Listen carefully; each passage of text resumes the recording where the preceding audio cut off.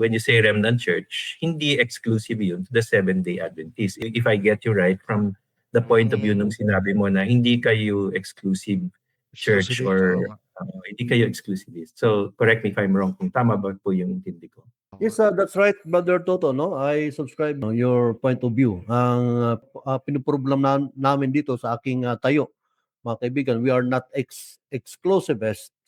At naniniwala din ako, mga kaibigan, na yung sinabing remnant, yung Adventism by principles po ang tinutukoy ko dito, no. Yung kasi there sa amin in our fundamental belief, there are 8 identifying marks to be a true church. Align ka lang doon, mga kaibigan, regardless kung saan ka. Align ka lang doon sa identifying marks of the Seventh-day Adventist. And pwede bang malaman namin kung ano yung 8 na yon? Baka sakaling nasa amin. Joke lang. Pwede malaman kung ano yung 8 na yon? Masasabi mo, ma-share mo sa amin yan. I'm curious to find out also kung ano yung 8. So, doon po doon sa sinabi.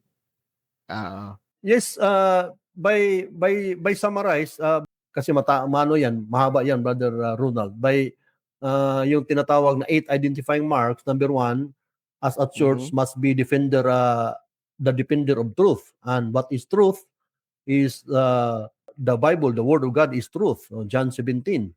And the law is truth. And what we call this Psalms 119, verse 142, thy law is truth. And Jesus is truth. Yung 4 na fundamental of truth, yung tinatawag natin kanina, Brother Ronald, na absolute truth. Jesus is the truth. It should be the church is the defender of the truth, mga kaibigan, mga kapatid. And one of the truths na sinabi sa Bible is, so isa yan, Brother Ronald, sa one of the identifying marks. Of course, pag sinabing law, Brother Ronald, that is absolute truth. In terms of if you're believing in God as a monotheism, mga kaibigan, as a theistic monotheism, is the Sabbath is the centerpiece of the principles. Yan ang para sa amin, Brother Ronald. So isa yan sa may law to be a remnant church, to be part of the remnant church. May kautusan, particularly the 10 Commandments. Merong Sabbath, of course. Merong dietary laws, insert. Yung Torah kasama doon, di ba? Kasi sinabing law. Lahat na. Tapos, Tapos yung spirit of prophecy. Kasama ba yan? Ellen White? Yes, isa yan sa identifying marks sa the true church. Mayroong the church, mayroon siyang gift of prophecy. Hindi nawala yan yung office of the prophets in the church. Yung investigative judgment, required ba yan na isama dun sa para maging part ng remnant church? Apart sa remnant church ay mayroon siyang preaching of the gospel of the 3 angels message. And one of the message of 3 angels, the hour of judgment is come. And according to Daniel chapter 8 verse 14, and the 2,300 days ay kasama yan sa tinatawag na identifying marks of the true church, yung tinatawag, Brother Ronald, the present truth sa ngayon. That Jesus Christ is interceding and in the sanctuary in heaven. Yung pang-anim about the Trinity, the doctrine of the Trinity. Yes, part yan, Brother Ronald, sa what we call this 3 angels messages nga, yung worship in one true God, yung worship God, yung God doon, mga kaibigan, based on the biblical pag-aral sa Diyos, ay based on the biblical Trinity. Iba yung version ko, Brother Ronald. I do not believe that the Trinity of the Seventh-day Adventists came from the Roman Catholic Church. We embrace biblical Trinity because Trinity is a revelation. Yung Ellen White version. Although hindi naman na ginamit yung term na Trinity, pero she believed in 3 eternal, 3 dignitaries in heaven. Yung 3 beings. Diba? Holiest 3, holiest being, naniniwala ka ron sa sinabi ni Ellen White. The 3 holiest beings, the Father, Son, and Holy Spirit. Yes, Brother Ronaldo, naniniwala tayo doon because that is biblical in nature, yung concept of the biblical Trinity. Nasa Biblia, kaya nga biblical Trinity na kasi nasa Bible. Ngayon, yung nabanggit mo na yun ng mga bagay na, kasi naisip ko lang, Brother Dries, kung yan ang sign na nasa totoong remnant ka, but not necessarily sa version ng remnant church na kinalalagyan, kinaaniba mga. So ibig mong sabihin pati yung mga SDARM, Seventh-day Adventist Reform Movement, yung mga IMS na SDA IMS, di ba? Yung mga reform, kasama sila ngayon dyan sa, no, sa remnant church din. Do you agree na you are united with them as part of the remnant church? In terms of doctrines, Brother Ronald, ay sabi ng Bible, by their fruits ye shall know them. And the church is not condemning, Brother Ronald, no? It's not, if you are a true church, hindi ka what we call this vindictive na yung kumakain na ng karne hindi na maliligtas ay ganun ang biblical na principles. So if they are not aligned with the biblical principles, di namin sila kasama, Brother Ronald. Halimbawa, yung SDARM, di ba? Pangalawang napakalaking offshoot ng Seventh-day Adventist yan, no? Since 1914, alam mo ang history niya sa Germany. So do you consider them as part of the remnant church? Kasi they believe in Ellen White, mas stricto pa nga sila. Mas vegetarian sila, di ba? Unlike sa mainstream Adventism, pwede kumain ng karne. Sila vegetarian. They believe in the spirit of prophecy, Ellen White. They keep the Sabbath, hindi sila nagluluto. Unlike yung mainstream Adventism, nagluluto pag Sabado, naliligo eh. So how do you view them? Since ang topic natin is remnant church, do you consider them as part of the remnant church? Kasi andun yung limang palatandaan na nabanggit mo na tinanong ko siya kanina. Hindi naman sila against kay Ellen White. Mas faithful pa nga sila kay Ellen White. What can you say? Okay, very objective yung answer ko, Brother Ronald.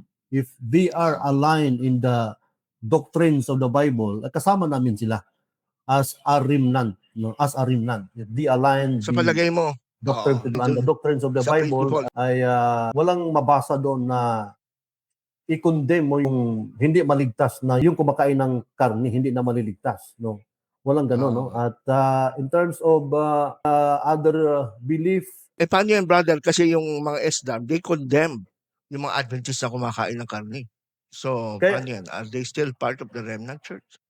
Kaya nga, Brother Ronald, yung sagot ko kanina is in terms of remnant, there is a visible remnant church. At yung iba na sinatawag nila hindi yung invisible, no, kagaya yung sinabi mo kanina, you are part of the remnant but invisible lang, hindi siya kasi lahat naman ng yung sinabi ni Brother Tuto kanina na lahat ng ibang lugar may mga remnant na nga sa Israel, no? May mga remnant ang Israel. Mayroon ng mga remnant doon sa nga umuwi galing mga yung mga black Americans, no? They considered as part of the remnant of Israel at tinatanggap din sila sa Jewish community.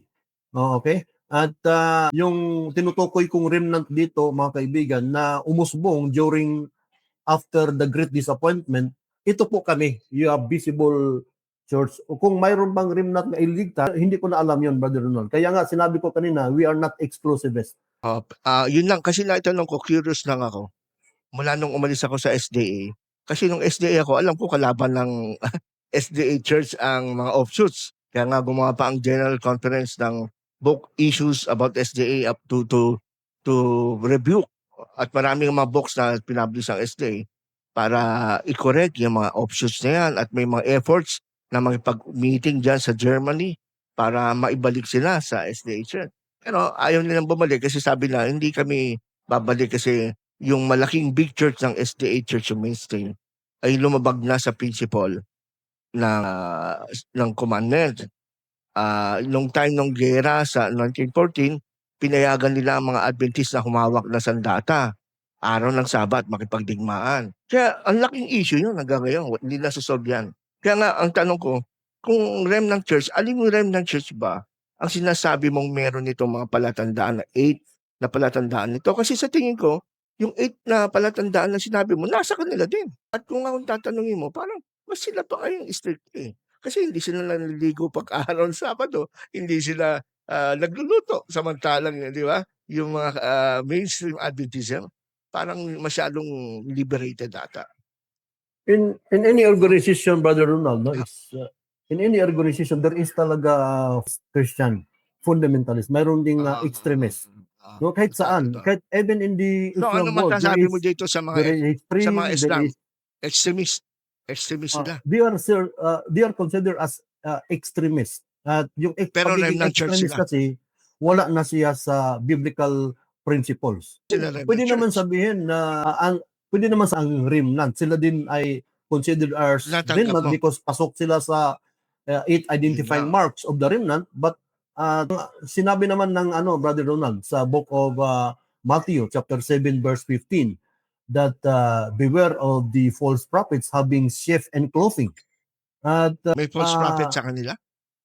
yung Matthew Sa chapter Islam? 7 verse 15, ginamit ko yung Brother Ronald, yung tinatawag doon sheep and clothing, okay? They consider Yes. themselves as sheep. Dapat lang. Oo. Kasi with your respect, Brother Ronald, nakabisita ako sa kanilang mga kaibigan. They are dami ding mga marites, no? Sin lang din, no? Kahit saan Sin naman lang eh. din. Kahit saan naman eh. Nawala na kasi yung Christ-centeredness, no? Yan po ang natin, yung mensahe natin. We preach Christ crucified. Nawala na yung Yun kasi ang ina-identify natin dito ngayon sa program mo. Dapat ang remnant church, absolute truth, di ba? Tama ba? Ang remnant church, absolute truth, at ang absolute truth can never change. Iisa lang yan. Ngayon, kaya ko tinatanong yung pagkakaiba ng remnant church mo, mga SDARM, mga offshoot, kasi hindi pwedeng yung ibang SDA tsaka yung SDARM ay pareho. Sabi mo nga kasi may pagkakaiba. So alin dyan sa dalawa ang absolute truth na remnant church? Yun ang gusto natin i-trace ngayon. Ang absolute truth, Brother Nunal, hindi yan nakahiwalay sa tao. Yung sinabi mo, yung kagaya ng Brother Toto, hindi nakahiwalay sa tao. Ikaw kanina, sinabi mo kanina, hiwalay sa tao. Ang tao ang hindi nagbabago. So ang absolute truth kasi in terms of remnant, no? Pwede yan sabihin natin na panglabas na anyo, Brother Ronald. Ang Diyos naman ka nakaalam sa inward, ano nangyari sa inward mo in terms of salvation. Kaya nga I'm quoting chapter 7 verse 15, having sheep and clothing but wolves inside. At yung sa 2 Timothy chapter 3 verse 5, nabanggit doon sa talatang having a form of godliness but deny the power. Amen. Hindi ko basa, Brother Ronald. Only God knows what is in